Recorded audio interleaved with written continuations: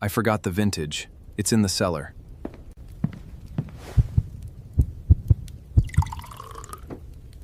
I've saved this for a special occasion. I can't wait. The following morning, Eden was almost pathetic in his gratitude.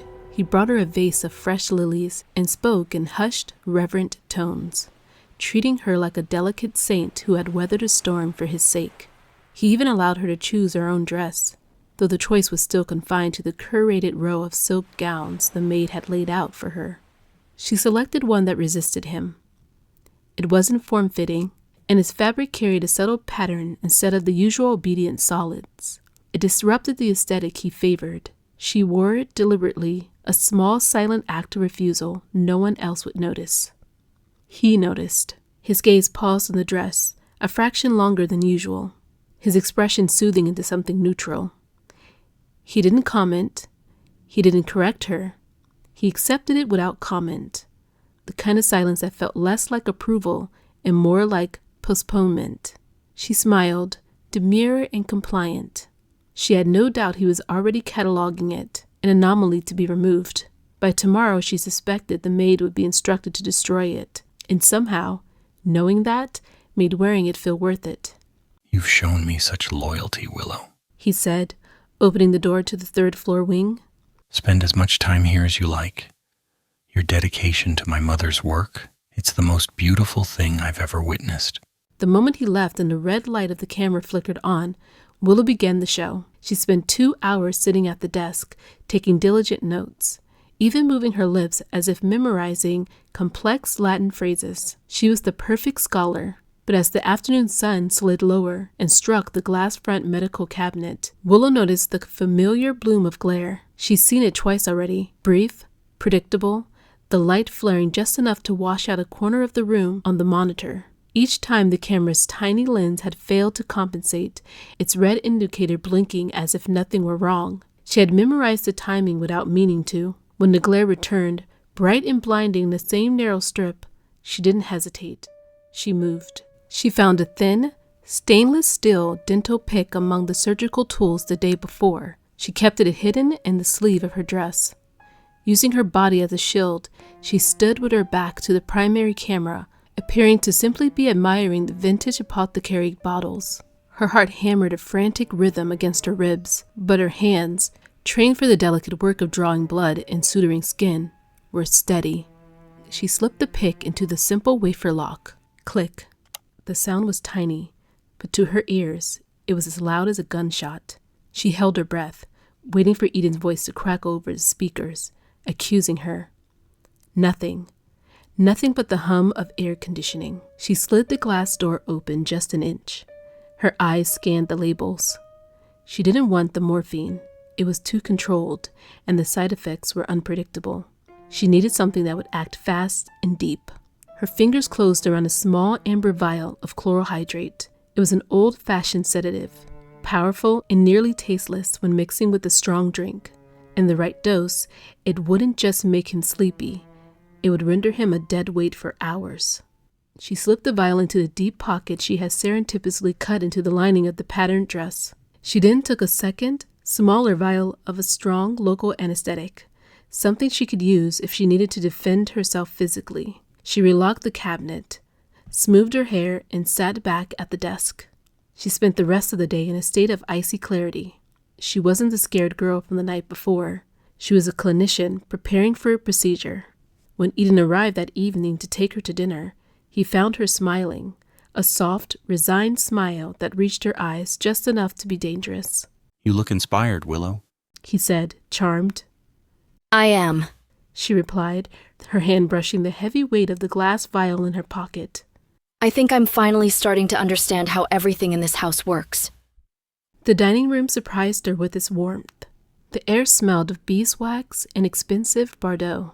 Candlelight softened the high ceilings, catching on carved beams and faded frescoes, so they felt intimate rather than severe. A long table waited at the center, already set, its polished surface glowing beneath linen and silver. High-backed chairs upholstered in deep wine-colored velvet invited rather than commanded, and the tapestries along the wall muted the room into a quiet hum, as if it had been made to hold voices kindly. It felt ceremonial, yes, but welcoming too, like a space meant to mark special occasions, a place prepared not for punishment, but for praise. Eden had outdone himself, and he seemed jubilant, his anxiety from the night before replaced by a triumphant, almost manic glow. A celebration, Willow. He said, pouring the dark red wine into 2 crystal goblets. To our new understanding, to the harmony we found. He stood up, his hand grazing her shoulder. I forgot the vintage I wanted to show you. It's in the cellar, a 1945, saved for an occasion exactly like this. Don't move. I'll be back in a heartbeat. The moment his footsteps echoed into the hallway, Willow moved with the cold efficiency of a surgical nurse. She pulled the amber vial from her makeshift pocket, her heart hammering against her ribs. She didn't hesitate. She uncorked the chloral hydrate and poured a precise, heavy dose into Eden's glass. She swirled the liquid until it vanished into the deep red of the wine, then tucked the empty vial back into her skirt. She sat back, her hands folded, her face a mask of serene compliance. Eden returned with a new bottle, visibly pleased, the label still dusty with age. I've been saving this, he said, already moving towards the sideboard. He worked the cork free with slow precision, the soft pop echoing in the quiet room. Smell it, he said, holding it out to her. It tells you whether the wine's honest. She smiled pleasantly and leaned in, breathing it in as she'd been instructed to. He smiled, pleased. I found it years ago, outside a village in the hills near the Italian border. Not the kind of place you stumble on unless you're looking for it. He took down 2 clean goblets and set them between them, pouring slowly, watching the wine bloom darkly as it caught the light. The vintner was an old man, he went on, almost fondly. No website, no export label. He poured straight from the barrel and insisted I taste before I spoke. Said the grapes only did well because the soil had been ruined once. War, fire, something ancient. He believed damage improved the depth. I bought what he'd sell me. I've never seen the bottle anywhere else since. He handed one to her, the glass warm from his fingers. To serendipity, he said softly. And good timing. They drank. The wine was smooth and full-bodied, layered without being sharp. Dark fruit, something earthy beneath it. It tasted settled, safe, the kind of wine meant to linger over, not rush. She lifted her glass, studying the color. There's patience in it. You can tell it wasn't rushed. His gaze sharpened, pleased. That's exactly what he said. She met his eyes, letting the moment hold. You have a good palate, she added gently. And a good memory for places, for people. Not many notice things like that. A low hum slipped from his throat as he absorbed the praise, quiet and involuntary. It lingered a moment, like a sound of satisfaction he hadn't meant to make. Then the doors opened. The maids entered with the first course, moving quietly, efficiently, setting plates and silverware with practiced precision. Willow forced herself to soften, to smile and to thank them. She let her attention drift from the poisoned goblet just enough to appear natural, just enough to remain convincing. They ate in an easy, measured quiet for a while. The soft scrape of cutlery, the muted warmth of candlelight. Eden watched her more than his plate. You recognized it, he said at last. The piece I played for you the other night. She looked up. Rachmaninoff. The prelude in C-sharp minor. A smile touched his lips. Yes. He cut his food neatly. So much weight in it. Like a door closing. Rachmaninoff doesn't ask for patience. He demands endurance. She nodded, choosing her words. It's beautiful, but it feels storm-bound. Exactly. He lifted his glass, then set it down untouched. And yet when you study, you don't choose storms. She hesitated. What do you mean?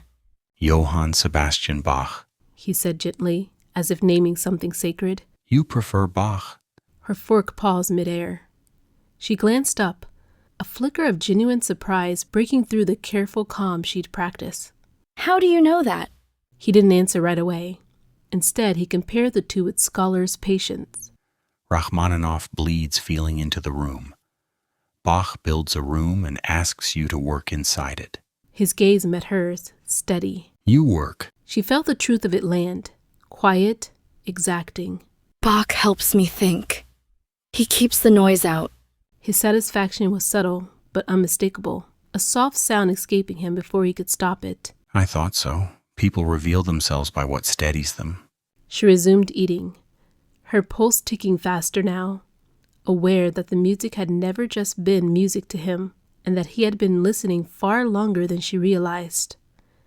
She swallowed, then offered a small, careful smile. You sound very sure. I am, he said easily. People reach for what restores order when everything else is loud. And what do you reach for? She asked, keeping her tone light, curious, not probing. He considered that, the question landing with visible pleasure. Silence, he said at last. And repetition, patterns that hold. His eyes lifted to hers. They remind me the world can be arranged. She nodded, as if that made sense, as if it didn't send a thin thread of cold along her spine.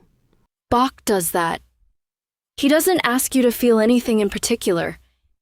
He just keeps going.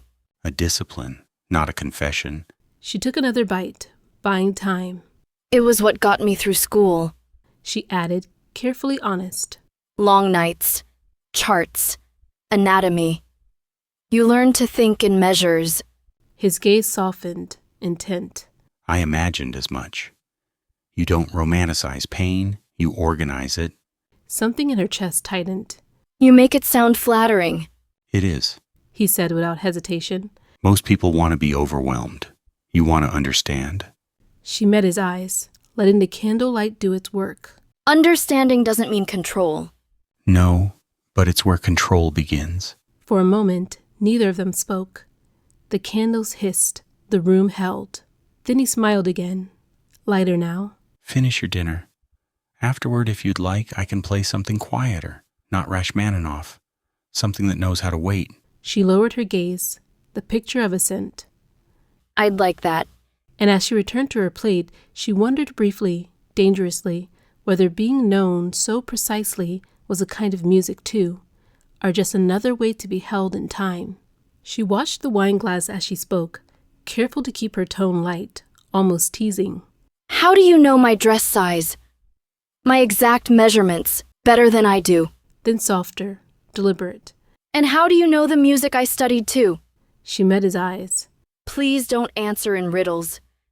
Consider it part of my reward. Eden didn't bristle. If anything, he seemed relieved. I didn't guess, he said simply.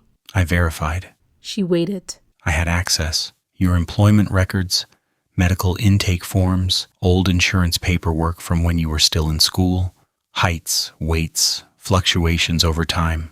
He gestured vaguely. People leave themselves everywhere. You don't notice because no one ever bothers to look closely.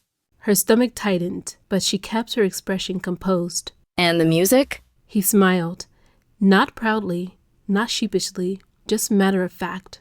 Your study schedules, library checkouts, a note in a supervisor's evaluation. Works best with structured classical music. Favors Bach. It came up more than once. He shrugged. Patterns repeat if you pay attention. She let out a quiet breath, as if impressed rather than alarmed. You did your homework. I believe in preparation, especially when something matters. Something. Not someone. She nodded, lifting her glass again, her fingers steady despite the chill crawling up her spine. Thank you for being honest, she said, and meant it in a way that honesty can be useful. He raised his glass in response, pleased, and the wine, dark, patient, unnoticed, waited. She hesitated, then asked it anyways. What else do you know about me? The question seemed to please him. He didn't answer right away, as if selecting something carefully, something precise. You've been admitted to the emergency department 6 times in 3 years. Always after midnight. Always with injuries you explained away as accidents. Falls, missteps, clumsiness. His voice remained calm. 3 different hospitals. Same charting language, same attending notes. Heat rushed to her face so fast it made her dizzy. She looked away, fixing her attention on the tablecloth, on the careful symmetry of the place settings. Shame prickled, sharp and irrational, as if she'd been caught doing something wrong rather than surviving. Her thoughts drifted to the night Eden had taken her, to Mark crumbling to the floor, drunk and furious, and to the certainty she'd carried with her afterward. He'd called the police once the shock wore off, once his anger cooled, once his pride recovered enough to admit she was gone. But the days passed. No knocks at the door, no questions shouted through hallways, no flashing lights cutting across the estate at night. Mark, she realized now, must never have reported her missing. He wouldn't have wanted to explain, wouldn't have wanted anyone looking too closely at the bruises he'd made her hide in plain sight. And the hospital, her hospital, had been silent too. No supervisors, no welfare check, no one sent to the home where she'd worked to ask why she'd vanished without a word. The world hadn't searched for her. It had simply adjusted. The silence wasn't an oversight. It was a confirmation of how easy it was for her to disappear. Eden leaned closer. Don't be embarrassed. He said gently. There will always be cruel men in the world. Men who take because they can. But I'm here now. She glanced up. For just a second, one fragile, treacherous second, his certainty felt like shelter, like a wall she could stand behind instead of pressing against. The idea slipped into her chest, warm and convincing. Then, something in her tightened. She remembered the locked doors, the cameras, the careful way every kindness arrived with terms she hadn't agreed to. Her gaze steadied. The warmth receded. She nodded once, as if accepting comfort, and lifted her glass. The performance resumed. Inside, the truth reasserted itself, quiet and unyielding. Protection that costs your freedom is just another form of captivity. And she would not forget that again. To honesty, She said. Her pulse quickened as she watched him lift his glass, the one with the poison in it. To honesty, He echoed. The sound of crystal meeting crystal rang clean and clear. She drank. The warmth spread too fast. If you like this video, be sure to like this video. And if you made it to the end, you're officially my hero. Leave a comment sharing your theories. Will Willow win her freedom, or will Eden be 2 steps ahead? Find out next time on A Willow in Eden.